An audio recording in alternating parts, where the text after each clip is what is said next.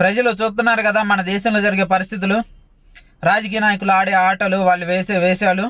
ఒక్కొక్కడు అధికారంలో ఉన్నాడైనా ప్రతిపక్షంలో ఉన్నాడైనా సరే ఎదుటోళ్ళ పార్టీలకు సంబంధించి వాళ్ళు దొంగలు, వాళ్ళ పార్టీ దొంగ పార్టీ, వాళ్ళ ఆర్థిక నేరస్తులు, వాళ్ళు ఎంత దోచుకున్నారు అంత దోచుకున్నారు, వాళ్ళని జైల్లో పెడతాం, ఊచలు లెక్క కట్టిస్తాం, అవి అని చెప్పి మాట్లాడతారు. ఇప్పుడు కేంద్రంలో వాళ్ళ అభ్యర్థుల్ని గెలిపించుకోవటం కోసం అన్ని పార్టీల వాళ్ళు అందరిని గెలుస్తా అందరి మద్దతు కూడగడుతున్నారు. ఏం మీరు అంత నిజాయితీ పరులు అయితే నిజాయితీకి వచ్చిన ఓట్లతోనే గెలవచ్చు కదా, మీ అభ్యర్థిని గెలిపించుకోవచ్చు కదా.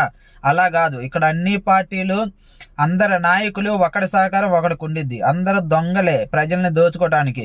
ఇప్పుడు ఈ ఈ గవర్నమెంట్లో ఏదైతే పన్నులు కానీ లేకపోతే ఏదైతే ట్యాక్సులు ఇలాంటివన్నిటికి సంబంధించి వీళ్ళు మొదలు పెడతారు, రేపొద్దున వాళ్ళు కూడా అంతే వచ్చి మొదలు పెడతారు. అదేమంటే పాత గవర్నమెంట్ల మీద పేర్లు, వాళ్ళ పేర్ల మీద చెప్తా ఉంటారనమాట. దీనివల్ల ఎటు చూసినా కానీ నష్టపోయేది ప్రజలే, కానీ రాజకీయ నాయకులు వాళ్ళు ఒకటే.